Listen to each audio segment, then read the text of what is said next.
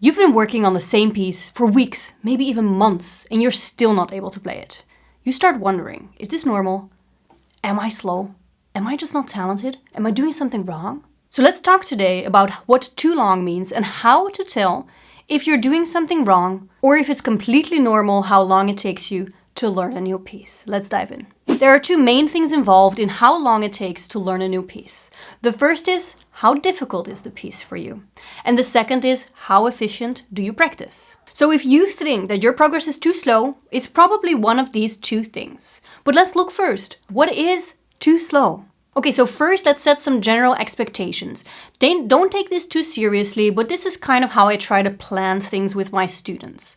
If you're an absolute beginner, take a couple of days per piece. Pieces are usually 1 or 2 systems, and it can take you anywhere up to a couple of hours to a couple of days. A late beginner, I would consider 2 to 4 weeks for a piece. Early intermediate, 1 to 3 months.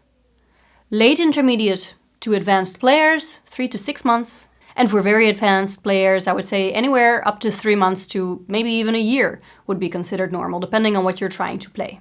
And later in the video, I want to talk to you a little bit more about what we would be considering too long. But first, let's take an example from one of my own students. One of my students was practicing the 4th Prelude by Chopin, and she thought it was really too difficult. And I told her, it's really not. You can play it. So I asked her, show me how you practice. And by the way, that's a question that teachers rarely ask, and honestly, they really should ask it much more often.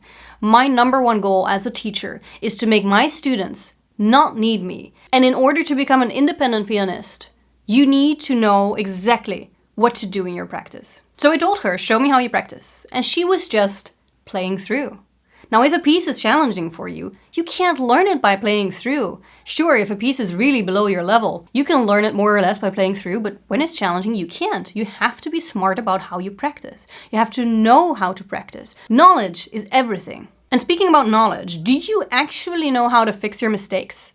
Or do you just do this? You play a wrong note, you fix it on the spot, and you move on. Dimitar and I used to do it, and it was so ineffective. Your playing just remains sloppy this way. So if you're struggling to play just even one piece without mistakes, or if sloppy playing is really disturbing your enjoyment of the music, then check out our course, The Mistake-Proof Pianist, because in 1 hour you are going to learn how to fix your mistakes the right way. You're going to save yourself years of struggle and money, and you're going to get amazing results with your practice. There's also bonus content, community, lots of nice things. Just go and check it out. I'll put the link in the description box below. But let's get back to the video so I can show you what effective practice looks like. So we were at the 4th Prelude that my student didn't think she could play. I was quite convinced she could. And it was all about practicing efficiently. You have to remember that efficiency means small steps and focused work. So let's take a look at this prelude, right?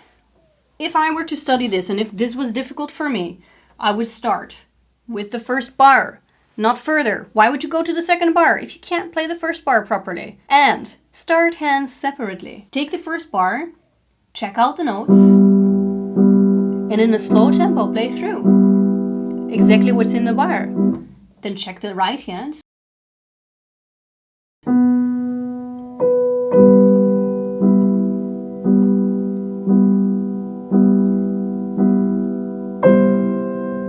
Stop it, repeat it a couple of times, then go to the second bar. Then look again, hands separately.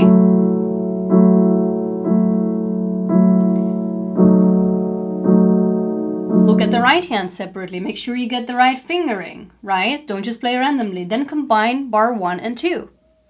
Then go and look at bar 3. Combine bars 2 and 3. And you can find so many variations of how to combine bars. This is the quickest way to learn a piece. Of course, explaining about how to practice efficiently, I mean, I can talk to you for hours, days, months. But I promise you that if you already start doing this, you're going to see massive improvement. Now, if you want an extra tip on efficient practice, you can join our free community and you will get an extra tip and a 5-minute piano challenge every week in your inbox. So if you want that, I'll also add the link down in the description. So let's revisit now the idea. What is too long? I gave you a few general expectations, but what really is too long? And I have a very simple answer. Actually, I have 2 answers. I have one from a student's point of view, one from a teacher's point of view. From a student's point of view, too long is if you're unhappy.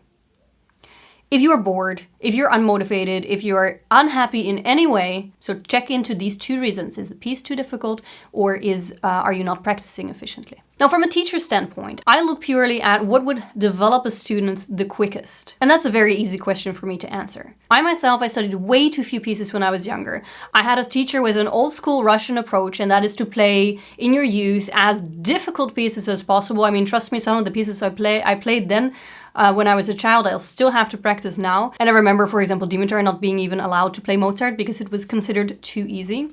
But unfortunately, like, that approach can work really well if you practice a lot, but unfortunately I didn't, and that left me a lot of gaps in my foundations. So for me, it's an easy question to answer. Make sure you choose at least one piece that you find challenging, that you find interesting, that you're very motivated to practice. And make sure that you practice at least one piece that is very much below your level. Why? Because you need quick victories, you need confidence, but also because it frees you up to work on lots of very interesting things. Musicality, phrasing, tone, relaxation, lots of things that you just don't have the space for to work when you are working on pieces that are really difficult. So I think that this balances things really, really well. Make sure that you always have a varied repertoire in level. And I also always recommend adding sight reading to your practice, whether that's daily or whether that's weekly, as long as it's a regular thing, because the more you sight read, the more music you will read, the quicker you will learn new pieces. Okay, so I hope that I helped out with the insecurity that lots of you have around this subject. And let me and Dimitar know what you think down in the comments below. Thank you so much for watching, and see you next week.